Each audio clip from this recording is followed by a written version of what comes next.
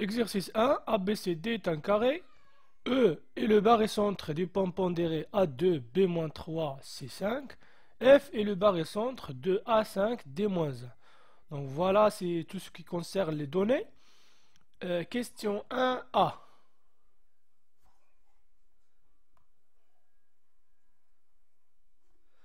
Donc exprimer BE, le vecteur BE en fonction de BA et BC. Donc on a E, barycentre de ces trois points pondérés, A, 2, B-3, C5. Donc on peut écrire BE en fonction de BA et BC. Donc BE égale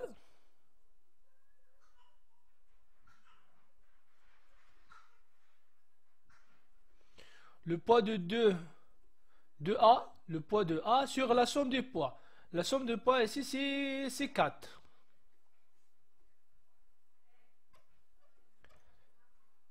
Fois le vecteur BA plus le poids de C, c'est 5 sur la somme des poids B, C. Donc égal à 1 demi BA plus 5 sur 4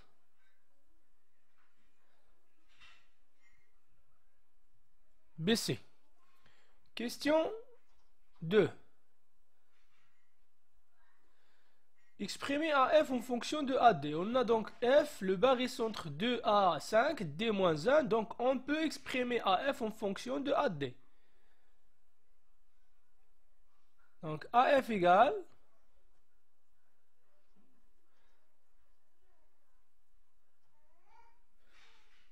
le poids de D c'est -1 et la somme des poids c'est 4. Voilà. Pour la question C, c'est-à-dire faire un dessin, etc., on va le faire à la fin de cet exercice. Deuxièmement, soit M un point quelconque du plan. Donc on pense alors à la propriété caractéristique du barycentre. Première question, simplifier 2MA-3MB plus 5MC à l'aide du point E. Donc remarquons que 2 c'est le barycentre de A, moins 3, désolé, le 2 c'est le poids de A, moins 3 c'est le poids de B, le 5 c'est le poids de C. Donc 2MA moins 3MB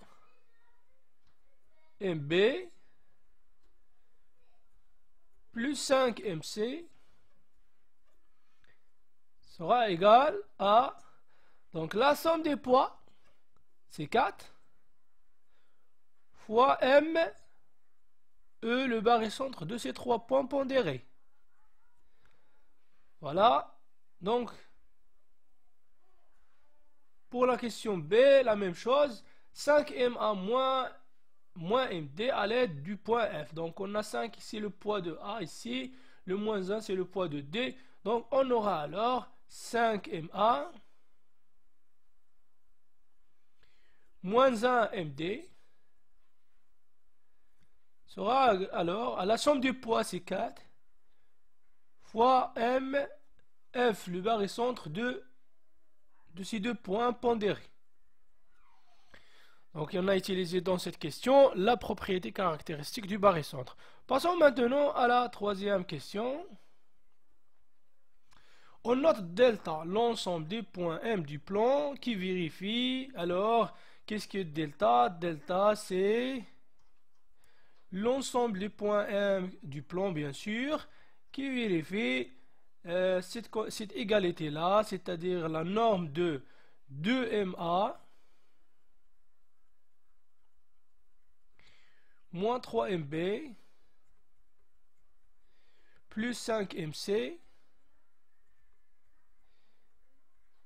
égale à la norme de 5MD moins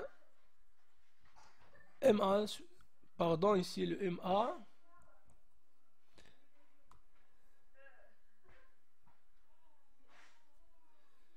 Donc moins 5MA, 5MA moins MD.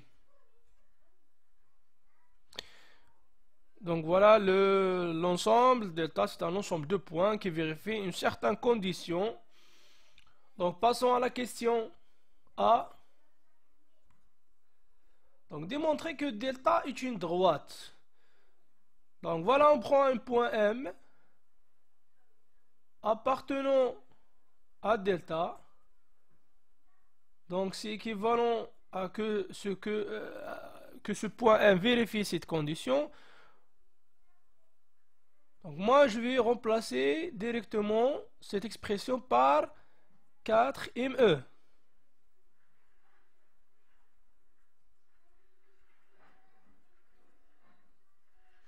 Et je vais remplacer cette expression par 4MF.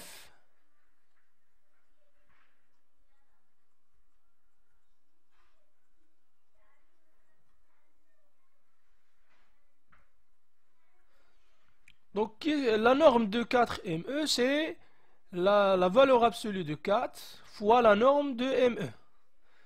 Donc la valeur absolue de 4, c'est 4 fois la norme de ME. De même ici, fois la norme de MF.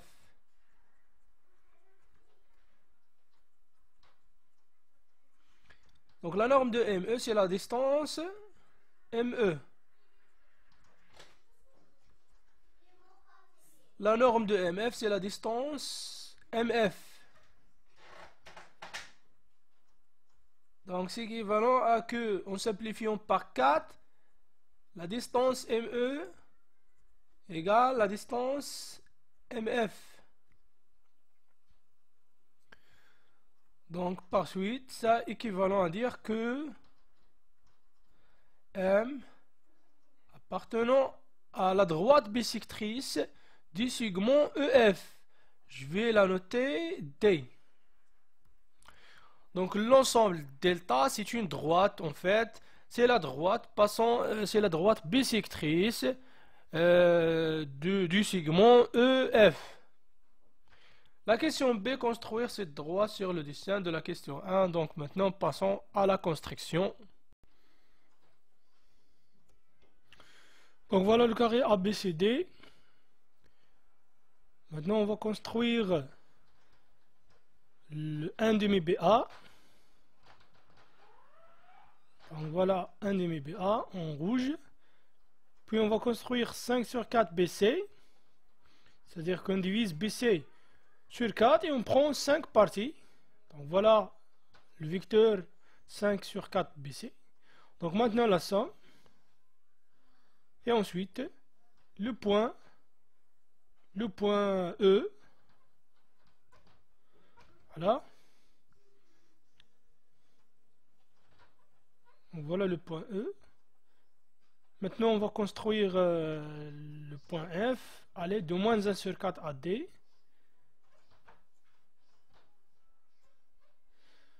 Donc ce vecteur c'est moins 1 sur 4 à D, c'est-à-dire qu'on partage AD sur 4. On prend une partie dans le sens inverse. Donc le point F sera, voilà le point F. Voilà, donc maintenant on a le ABCD, le carré, le E, le F, tout est construit. Maintenant prenons un point M du plan. Voilà le point M appartient au plan. Donc ce vecteur là, je vais zoomer. Donc ce vecteur là, c'est 2MA moins 3MB plus 5MC. Je préférais que son origine soit à ce point là, en dehors du carré. Donc chaque fois que le M varie, donc le point de ce vecteur varie aussi. Donc le vecteur varie en fonction de la position de M. Mais la propriété caractéristique du barycentre dit que ce vecteur-là est proportionnel à ce vecteur ME. Donc ce vecteur-là égale à 4 fois ce vecteur ce vecteur. Le 4, c'est la somme des poids.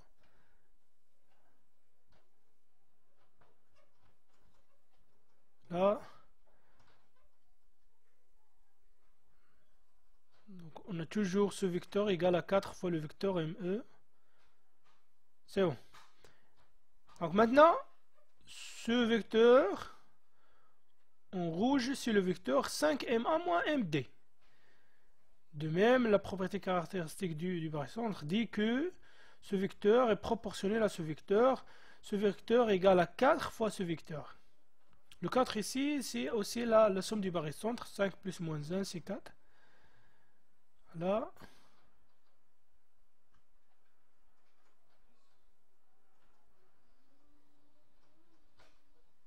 C'est bon. Voilà les deux vecteurs.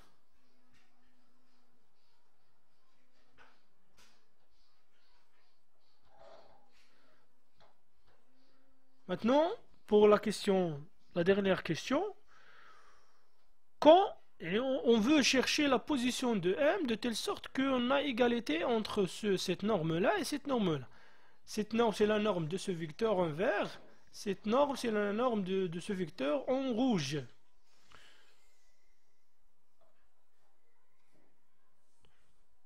Donc, comme vous pouvez le constater, donc dans ce cas-là, le vecteur en rouge, son module n'égale pas le module de ce vecteur en vert.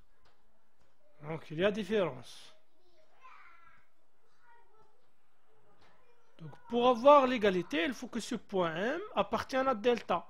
Le delta, nous avons montré qu'il s'agit d'une droite, de la droite bisectrice du segment EF. De cette droite-là. Donc lorsque M appartient à cette droite, on aura égalité.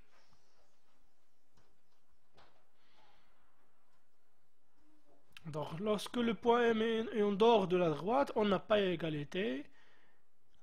Mais lorsque le point M sur la droite, on a égalité. Donc je vais zoomer pour...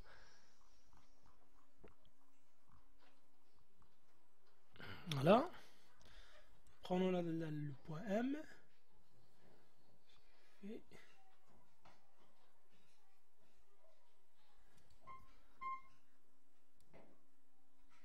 voilà, donc lorsque le point M est en dehors, on n'a pas égalité, comme vous pouvez le constater. Donc on a égalité ici et seulement ici, le point M appartient à la droite delta.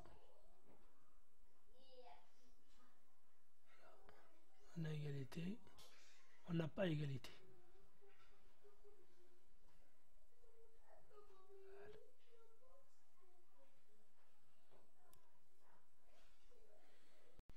Donc ABCD est un triangle. On définit les points EF tels que B égale 3,2 et BF égale à 3BC. Donc exprimer E en fonction comme barycentre du point A, B, C avec des coefficients précisés. Donc on peut utiliser cette égalité là. On introduit le E ici et appliquer la relation de Charles. Donc commençons. BE égale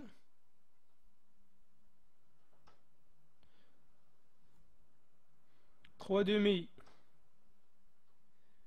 facteur, donc CE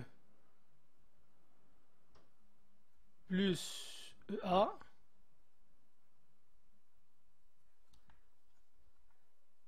égale à 3,5 CE plus 3,5 EA. Donc regroupons tous ces termes en une seule côté. Donc on peut écrire alors BE moins 3,5 CE moins 3,5 EA. Donc égal au vecteur nul. Donc on préférait commencer par le E. Donc moins EB. Ici plus 3,5 EC.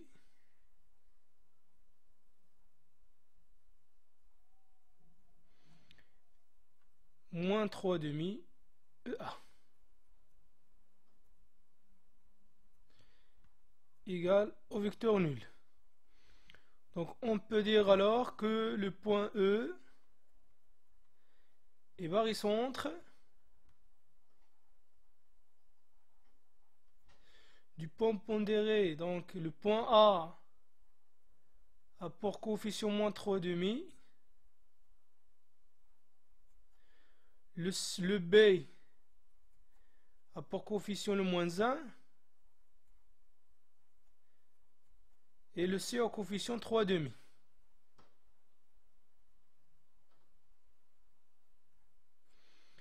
Donc il y a une proposition qui dit que le barycentre ne change pas si on multiplie les poids par le même nombre réel non nul. Donc on va multiplier par le 2 afin de simplifier les poids.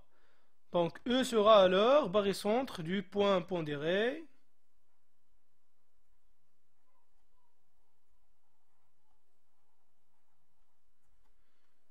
donc A moins 3, B moins 2, C 3. Donc passons maintenant à la question 2. Exprimer f comme barycentre du point B et C avec des coefficients précisés. Donc je vais utiliser cette égalité. Il y a deux méthodes. La première c'est d'introduire le point F ici et appliquer la relation de Schall comme on a déjà fait pour la question 1. Mais je vais faire une autre méthode. Donc BF s'écrit alors sous la forme 3 sur 1 BC. Donc le 3 sera le poids de C. Et le 1, je vais l'écrire sous la forme moins 2 plus 3. Donc le 3, c'est le coefficient de C. C'est le coefficient de C. Le moins 2, c'est le coefficient de B. Alors, par suite, on peut dire que F est barycentre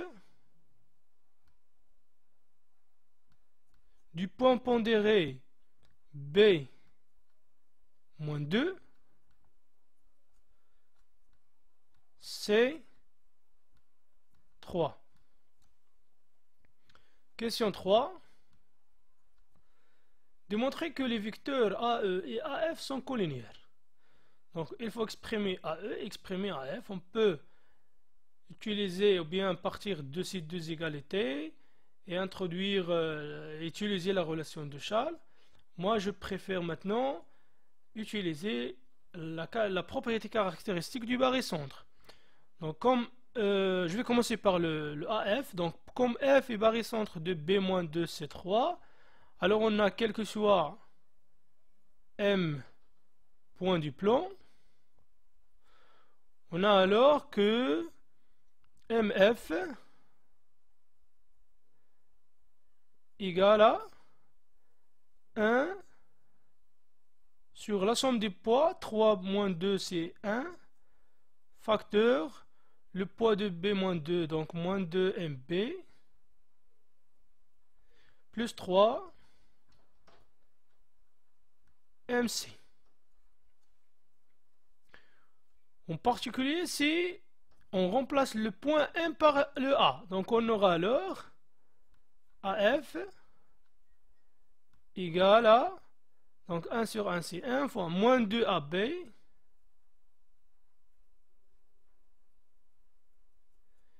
plus 3 AC. Donc voilà le vecteur AF. De même, pour exprimer le vecteur AE, on a quel que soit M du plan, on a MF, sachant que F c'est le barycentre de ces trois points, égale à 1 sur la somme des poids, moins 3 plus 3, 0, donc il nous reste moins 2, Facteur, donc moins 3MA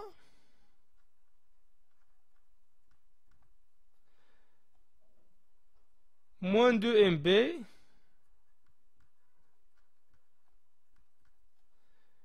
et enfin plus 3MC.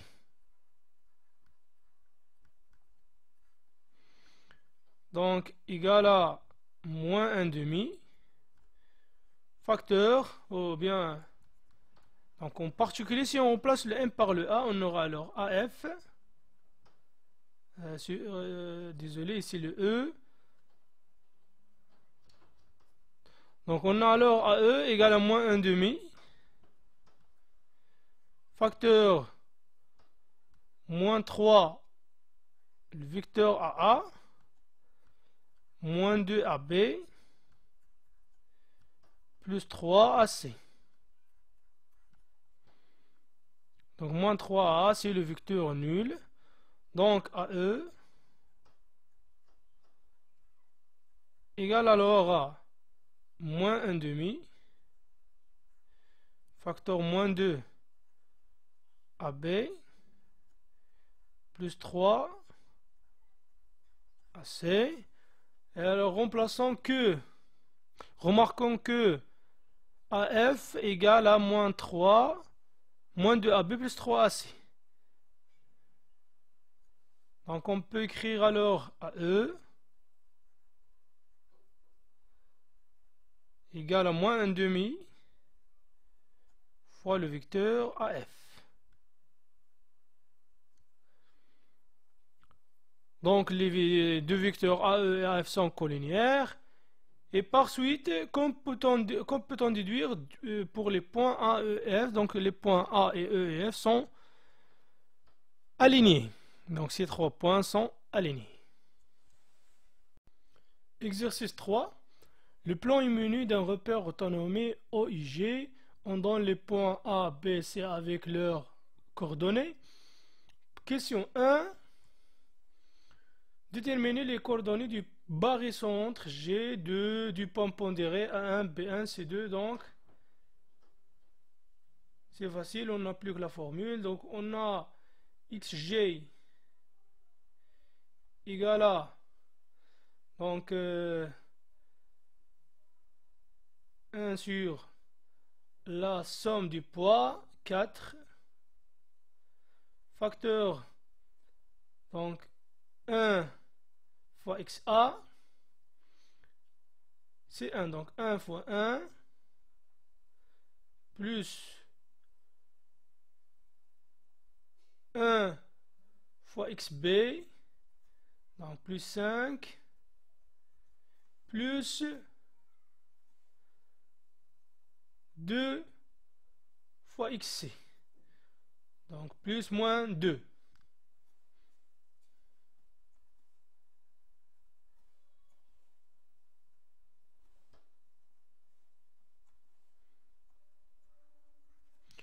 Donc voilà le XG égale à donc 5 plus 1, 6, moins 2, 4, 4 sur 4, c'est 1.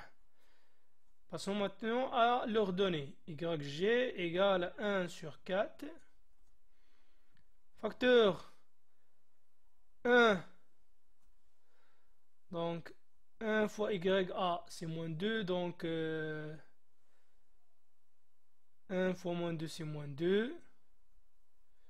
Plus le 1 fois YB, donc 1 fois 2 c'est 2. Plus le 2 fois YC, le 2 fois 6, donc c'est 12. Donc, moins 2 plus 2, 0. 12 sur 4, 3. Donc le point G, donc apport coordonnées 1, 3 dans ce repère. Question 2. On note oméga l'ensemble du point M du plan, vérifions la norme de cette somme de vecteurs égale à 8. En question A, démontrer que oméga est un cercle de centre G.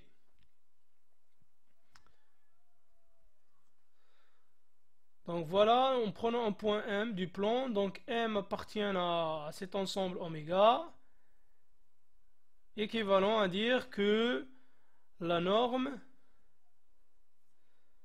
MA plus MB plus 2MC égale à 8. Donc c'est équivalent à dire, donc on introduit G barycentre de A1, B1, C2.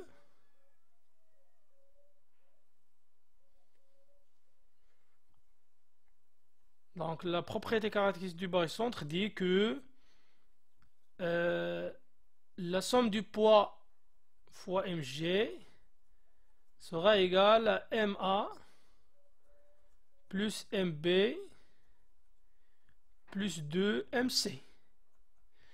La somme du poids ici c'est 4. Donc on remplace cette expression là par cette expression simplifiée. Donc on a alors équivalent à dire que 4 fois le vecteur mg égale à 8. C'est équivalent à dire alors que 4 fois la norme de mg, c'est-à-dire la distance mg, égale à 8. Donc c'est équivalent à dire que la distance mg égale à 8 sur 4 égale à 2.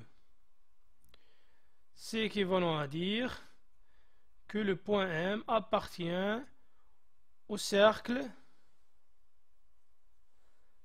donc appartient au cercle de centre G,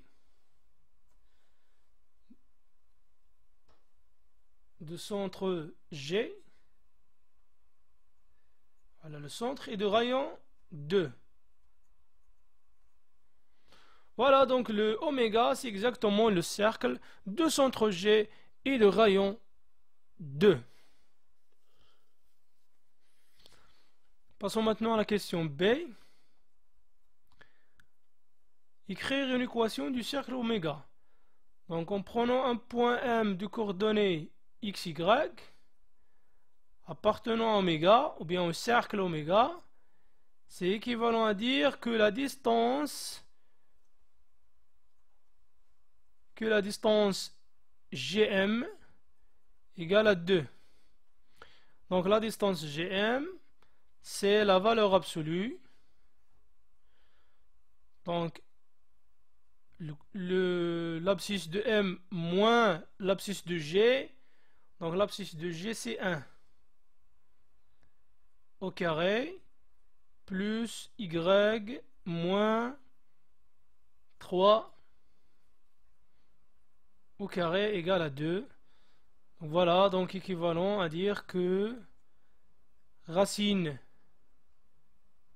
x moins 1 au carré plus y moins 3 au carré égale à 2. C'est équivalent à dire que donc on fait le carré, donc x moins 1 au carré plus y moins 3 au carré égale à 4. Donc on peut se contenter de cette expression là et on peut aussi développer. Donc c'est fini pour cet exercice. Exercice 4. Donc soit AB c'est un triangle équilatéral dont les côtés mesurent 4 unités.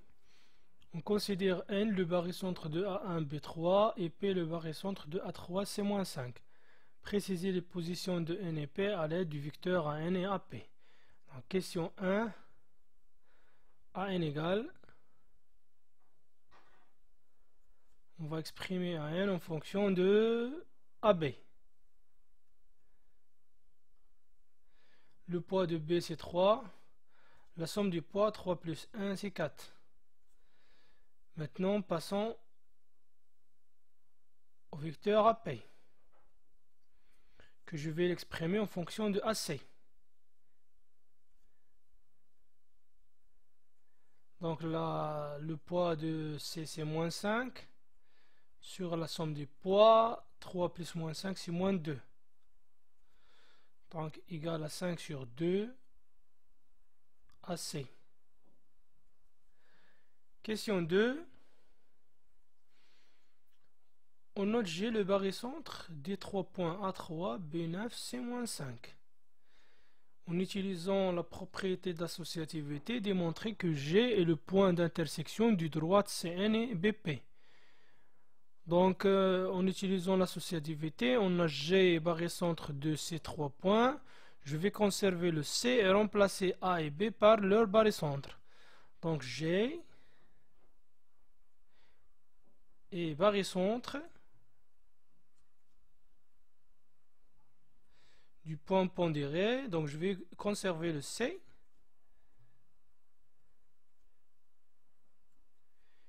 Je vais remplacer les deux points A3 et B9 par leur barycentre qui est le point N.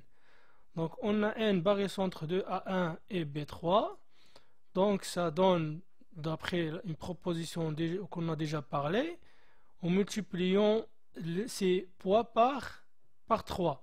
Donc N, le barycentre du point A3, B9. Donc je vais remplacer ces deux points par le N. Et le poids, c'est la somme des poids. 9 plus 3, c'est 12. Donc ça donne alors que les points G, C et N sont alignés, c'est-à-dire que le point G appartient à la droite CN.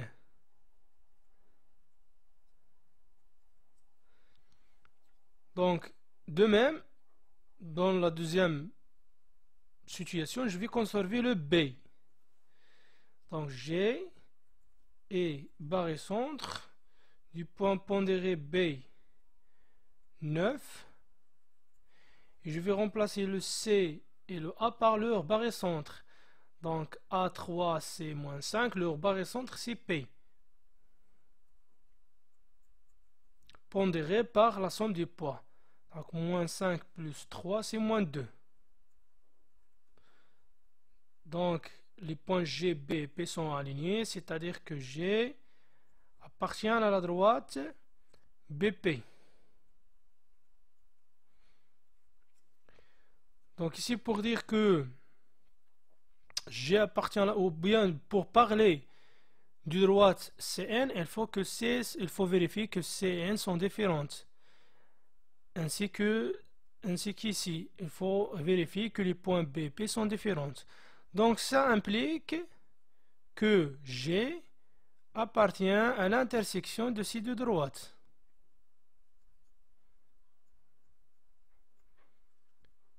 Donc ici, pour dire que G c'est exactement l'intersection, il faut vérifier aussi que les droites CN et BP ne sont pas confondues. Donc je vous laisse cette vérification. Maintenant je vais passer à la question suivante. Donc question 3. On note K le barycentre de B9 C-5. Expliquez pourquoi K est le point d'intersection des droites AG et BC. Donc, premier point, c'est que K appartient à la droite BC, puisque K est barycentre. Donc, on sait déjà que K appartient à la droite BC. Il faut maintenant vérifier que K appartient à la droite AG. Donc on a dit que G est barycentre de A, B, C. Donc dans cette situation, je vais conserver le A. Donc G est barycentre du point pondéré A3. Et je vais remplacer B et C, B9, C-5 par leur barycentre, qui est exactement le K. Pondéré avec la somme des donc 9 plus moins 5 c'est 4. Donc d'ici on peut conclure que G appartient à la droite AK.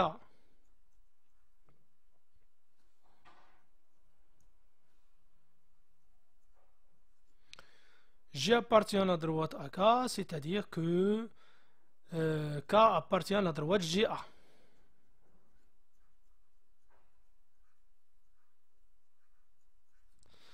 Donc c'est bon. Donc K appartient en même temps à BC et à GA. Ou bien à G, c'est le même. Donc K est le point d'intersection de ces deux droites. Il faut juste vérifier que la droite AG et BC sont non confondues. Donc c'est tout pour cet exercice.